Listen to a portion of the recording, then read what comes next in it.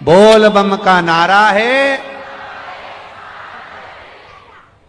यहां सीहोर वाला महाराज कुछ नहीं करेगा और ना किसी महाराज की सामर्थ्यता है कि वो कुछ कर दे या आपका दुख मिटा दे।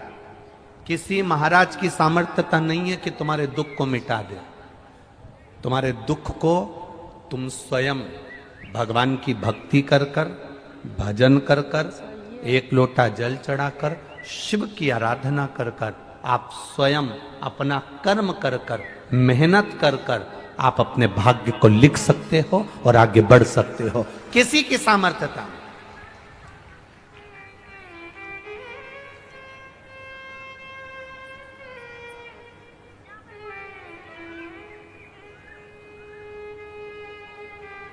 कौन की सामर्थ्यता हो? लिखने वाला वो है।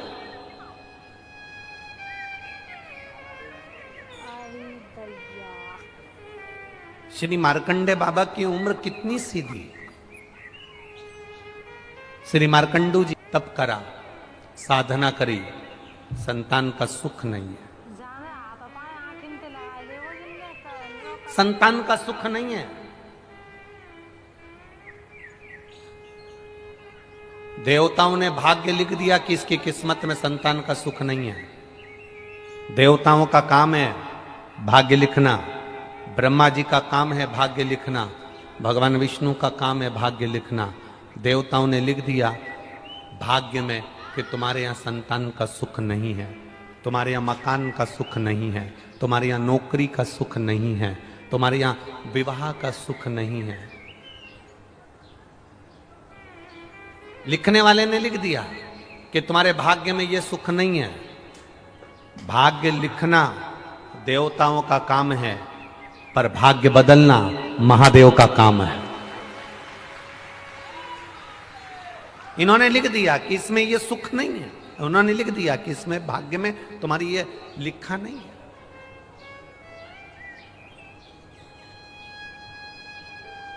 दुनिया में किसी की सामर्थ्यता नहीं कि तुम्हारा भाग्य लिख दे, तुम्हारा भाग्य बता दे। सामर्थ्यता केवल एक देवाधिदेव महादेव की है। इंसान को खुद को नहीं मालूम कि उसके साथ में अगला एक कदम बाद क्या होने वाला है। इंसान को खुद नहीं मालूम कि 2 कदम चलने के बाद क्या होने वाला है। इंसान को खुद नहीं मालूम कि थोड़ी देर बाद उसके साथ क्या होगा। भगवान ने ये गुण किसी को नहीं दिया कि कोई किसी का भाग्य बता दे या किसी का भाग्य लिख दे। हाँ, जो परमात्मा ने लिखा है वो मृत्यु लोक में आकर भोगना हमको है। पर जितना हम शंकर का भजन कर सकते हैं, जितना भगवान की कथा सुन सकते हैं, उससे हमें बल मिलता है, उससे बल। मार्कंडू जी की यहां संतान का सुख नहीं है।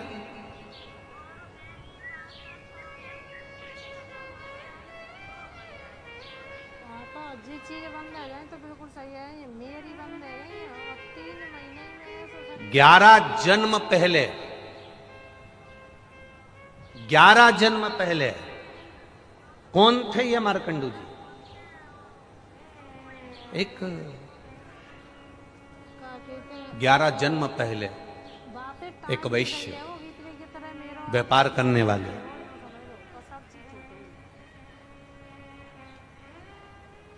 इनकी पत्नी के परिवार में से सब शांत हो गए थे, केवल एक अकेला घर में इनका एक साला बच गया था।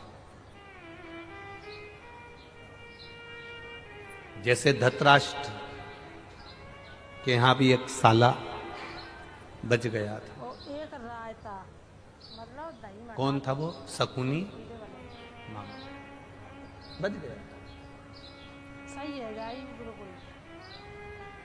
अब पूर्व में ये वैश्य थे, खूब अच्छा कर्म करा, कभी किसी का दिल नहीं दुखाया इन्होंने। दुकान तो करी, व्यापार तो करा, पर किसी का मन नहीं दुखाया। धीरे धीरे धीरे धीरे साले को दुकान में लगा लिया। साले से इन्होंने एक बात जरूर कही कि देखो किसी का मन नहीं दुखाना है। साले ने कहा जी जीजा जी मैं किसी का मन नहीं दुखाऊंगा, व्यापार करूंगा, अच्छे से करूंगा। साला खुद की कमाई करने के लिए अनाज में कंकर मिलाने लगा, कंकर मट्टी मिलाने लगा। कंकर मट्टी के वजन के बराबर अनाज अलग कर लेता और उसको बेचकर खुद का पैसा बना लेता। अब कर्म की गति देखिए कितनी विचित्र है। जो कुंडली बता रही हूँ मैं तो कंकर मिट्टी अनाज में बिकने लगा। एक विधवा ब्राह्मणी रहती थी और उस विधवा ब्राह्मणी का किनके 2 पुत्र थे और वो 2 पुत्र इस अनाज को खाए, पेट में उनके पत्थर जम गया, मिट्टी जम गई और वो दोनों पुत्र धीरे धीरे कर कर मर गए। ब्राह्मणी को मालूम पड़ा, वेदों ने बताया, औषधि देने वाले जितने भी वैदिक आए, जिन्होंने वेद बताए कि तुम्हारे बच्चों के पेट में मिट्टी पत्थर जम गया इसलिए तुम्हारे बच्चे मर गए। विधवा को मालूम पड़ा कि उस सेठ जी के यहां से अनाज आता था। सेठ जी के यहां पहुंची और जाकर उस विधवा ने उस सेठ जी से कहा, सेठ जी आज मेरे बच्चे मेरे सामने अधोगति में मरे हैं, जब तुम्हारे बच्चे मरेंगे तब तुम्हें मालूम पड़ेगा। और एक जन्म में नहीं, कई जन्म में तुम्हारे बच्चों के साथ यही होगा। सेठ जी के घर में भी 2 लड़के थे, दोनों अधोगति में मर गए। सेठ जी के प्राण छूट गए। गलती करी केवल एक उस साले ने।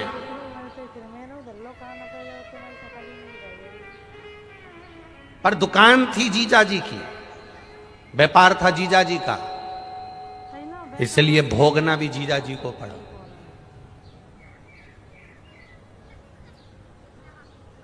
भोगना भी जीजा जी को पड़ा।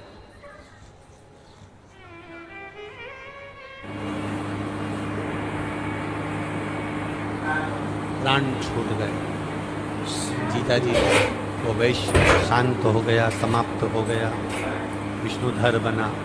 फिर धीरे धीरे धीरे धीरे 1 जन्म, 2 जन्म, 3 जन्म, 4 जन्म निकलते निकलते निकलते कई जन्मों के बाद में फिर मार्कंडू जी, संतान का सुख नहीं हुआ इनको, संतान प्राप्ति नहीं हुई। किसी ने कहा भगवान शिव की आराधना करो। शंकर भगवान की आराधना करने के लिए एक वीरान जंगल में, वीरान क्षेत्र में, जहां कोई नहीं जाता, वहां पर मार्कंडू जी पहुंच गए। अपनी पत्नी के साथ एक शिवलिंग का निर्माण करे, पूजन करी, आराधना करी, बाबा से विनय करी। रोज प्रतिदिन शिव की आराधना, एकांत में रखे हुए शिव का पूजन 3 चीजें देता है। बहुत अच्छे से समझ लेना, इनका एकांतेश्वर महादेव जी का एकांत में रखा हुआ शिवलिंग, एकांत में रखे हुए शिव जी की पूजन 3। पहला, हमारी उम्र बढ़ाती है। दूसरा, बड़ी बीमारी शरीर में एकांत का शिवलिंग कभी नहीं आने देता। और तीसरा, हमारे जीवन में कभी वैभव की, सत्ता की और लक्ष्मी की कमी नहीं आने देता। ये एकांतेश्वर। एकांतेश्वर का मतलब क्या है? जो एकांत में बैठा हुआ है, अलमस्त। ऊपर छांव है नहीं है, मंदिर के ऊपर शिखर है नहीं है तो भी ठीक, नहीं है तो भी ठीक। ओटले पर शिवलिंग रखा है, अकेला बैठा है, ना तो पार्वती उनके पास में बैठी दिख रही हैं, ना कोई बैठा दिख रहा है, ना गणेश जी दिख रहे हैं, ना कार्तिकेय दिख रहे हैं। बैठे हैं तो ठीक, नहीं है तो अकेला नंदी सामने बैठा है और शिव जी का शिवलिंग रखा है।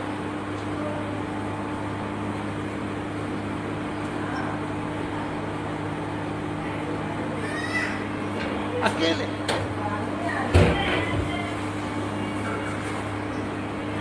कई लोग हमसे कहते हैं, गुरुजी हमारे गांव में शंकर जी का मंदिर है और शंकर जी के मंदिर के अंदर पार्वती जी नहीं है, गणेश जी नहीं है, कार्तिकेय जी नहीं है।